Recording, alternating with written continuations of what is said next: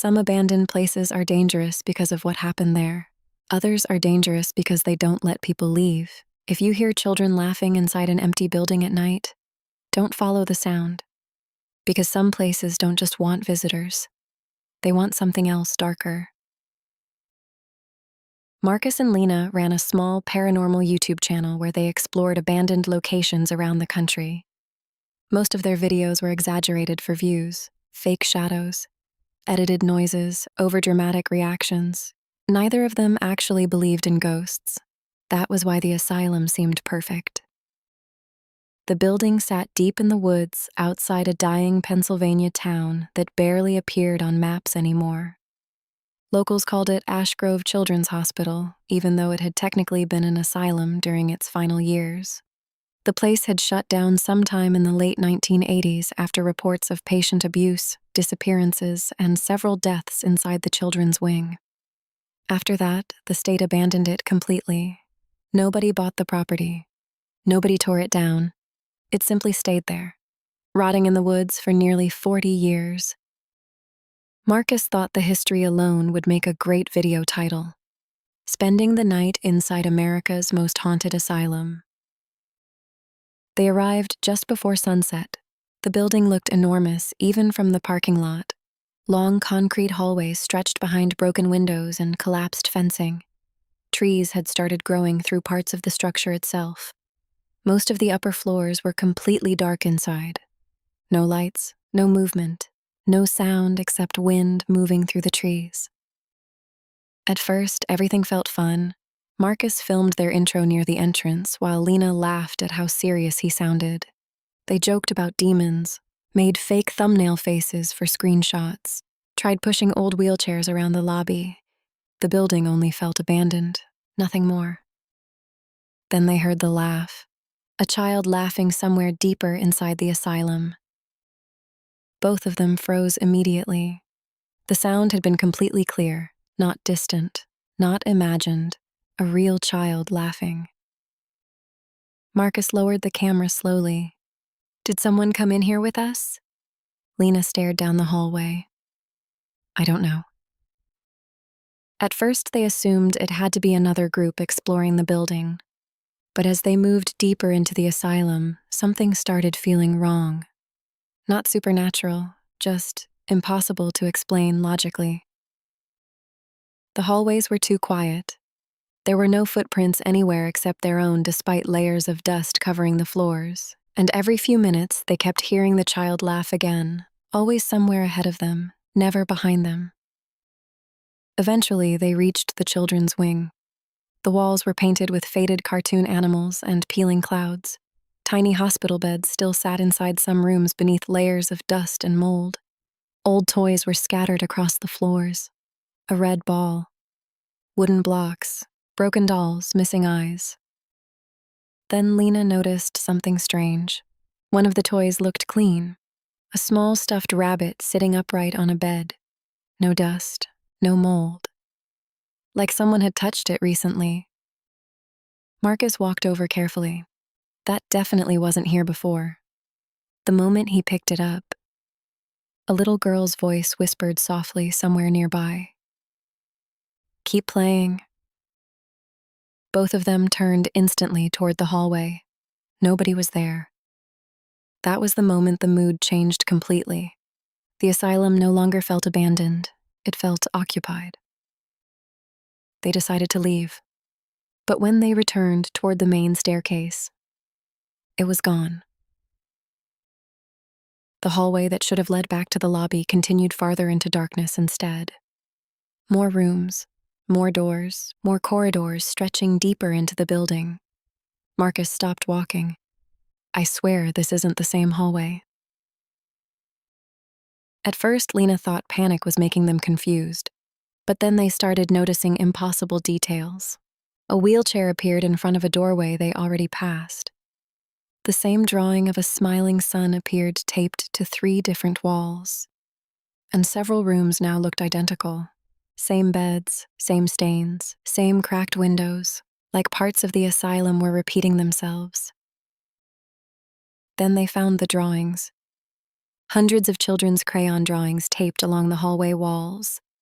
Almost all of them showed the same thing: children standing together beside a tall black figure. The figure never had a face, just a dark shape towering over them. Lena looked closer at one of the drawings. The children were smiling, but the longer she stared at them, the more the smiles looked forced. Then the laughter happened again, much closer this time, right beside them. Marcus swung the flashlight toward a nearby room. The beam landed on a little girl crouched beside a hospital bed. Her back faced them. She was quietly crying now. Lena immediately stepped forward. "Hey, are you okay?" The crying stopped instantly. The girl slowly stood up, too slowly, like her joints were bending wrong. Then Marcus noticed something horrifying. Her feet pointed backward. The girl turned around, and Lena screamed. The child had no face, no eyes, no nose, no mouth, only pale skin stretched smoothly across her head. Then she laughed again, except now the sound was deeper, like multiple voices layered underneath a child's laugh. The hallway lights suddenly flickered on all at once. For the first time, they could fully see the corridor around them. Every doorway was filled with children standing silently inside the rooms.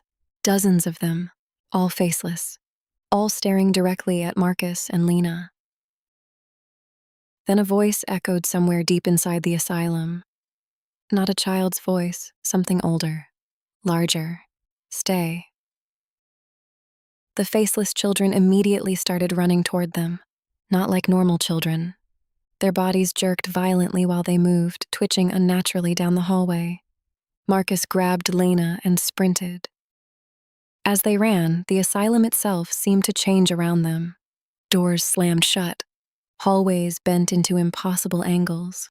Rooms repeated themselves. The children's laughter echoed from every direction now. Then Marcus finally saw something ahead.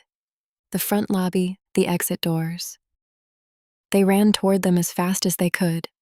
Marcus shoved the doors open and froze instantly. They were still inside the asylum. Not the lobby, the children's wing again. The faceless children stood silently at the far end of the hallway watching them. No movement, no sound. Just waiting. That was when Lena noticed writing carved into the wall beside them. Hundreds of tiny scratches layered over each other. Messages. Most were impossible to read, except for one sentence repeated again and again. "We kept them company." Marcus finally understood what the asylum really was. The building wasn't haunted. It was trapping people. The children weren't ghosts. They were former visitors, people who got lost inside long enough for the asylum to change them into something else, something that stayed. The deeper people wandered inside, the harder it became for them to understand what was real. And once the building fully broke their sense of direction and identity, it kept them. The voice echoed again, closer now. "Stay." Then every faceless child slowly pointed behind Marcus at the same exact moment. Lena looked up first. Her face immediately dropped in horror.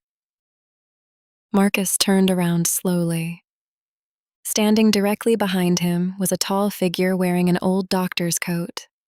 Its face was smooth and blank like the children's, except for one thing: a wide human smile carved deep into where its mouth should have been. The camera footage uploaded automatically to their YouTube channel 3 days later. Police searched the asylum after viewers reported hearing screaming near the end of the video. The building was completely empty. No trace of Marcus or Lena was ever found. But investigators did recover the final frame of the footage. Marcus and Lena stood motionless at the end of the hallway beside the faceless children, smiling, without faces. If you have made it this far in the video, thank you for watching the Midnight Archive. If this story unsettled you, subscribe for more horror stories drawn from legends, folklore, and places that should have stayed forgotten.